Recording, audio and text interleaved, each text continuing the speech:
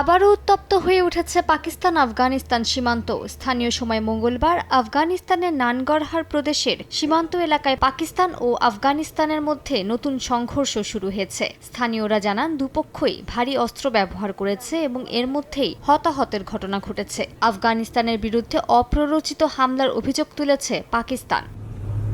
পাকিস্তানের একটি পুলিশের গাড়িতে সন্ত্রাসী হামলা হয়েছে। এ ঘটনায় বেশ কয়েকজন নিহত হয়েছেন। দেশটির খাইবার পাখতুনখোয়া প্রদেশের কোহাট জেলায় এই ঘটনা ঘটেছে। পুলিশ জানিয়েছে সন্ত্রাসীরা হঠাৎ করে পুলিশ মোবাইল ভ্যান লক্ষ্য করে গুলি চালায়। পাকিস্তানের স্বরাষ্ট্রমন্ত্রী মোহসিন নাকভি এই হামলার তীব্র নিন্দা জানিয়েছেন। বলেন, শহীদরা জাতির ভবিষ্যতের জন্য নিজেদের জীবন উৎসর্গ করেছেন এবং তাদের এই ত্যাগ চিরস্মরণীয় হয়ে থাকবে। এই হামলার পিছনে ফিতনা আল খাওয়ারিজ গোষ্ঠী দায়ী বলে দাবি করেন তিনি।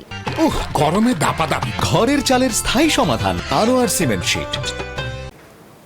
এদিকে সোমবারের হামলায় বহু বেসামরিক নাগরিক হতাহতের ঘটনায় পাকিস্তানকে কড়া হুঁশিয়ারি দিয়েছে আফগানিস্তান। তালেবান সরকারের মুখপাত্র জাবিউল্লাহ মুজাহিদ জানান, আফগান বাহিনী পাকিস্তানি সামরিক বাহিনীর সদস্যদের লক্ষ্য করে হামলা চালাবে। স্থানীয় এক গণমাধ্যমের সাক্ষাৎকারে তিনি আরও বলেন, ইসলামাবাদ বেসামরিকদের লক্ষ্যবস্তু করেছে, তবে কাবুলের এমন করার কোনো ইচ্ছে নেই। পরাশক্তির নির্দেশে কাজ করা পাকিস্তানের অভ্যন্তরে একটি নির্দিষ্ট চক্র এই অঞ্চলে নিরাপত্তাহীনতা তৈরি করতে চাইছে বলে অভিযোগ করেন জাবিউল্লাহ। তিনি আরও দাবি করেন, তেহরিকি তালেবান বা টিটিপিকে লক্ষ্যবস্তু করার অজুহাতে পাকিস্তানের সামরিক বাহিনী হামলা চালিয়ে নারী ও শিশুসহ বেসামরিক নাগরিকদের হত্যা করেছে।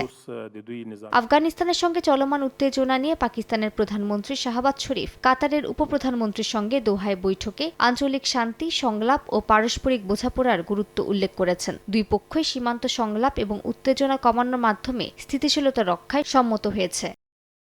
মালিহা সুহুরওয়ার্দী, সময় সংবাদ।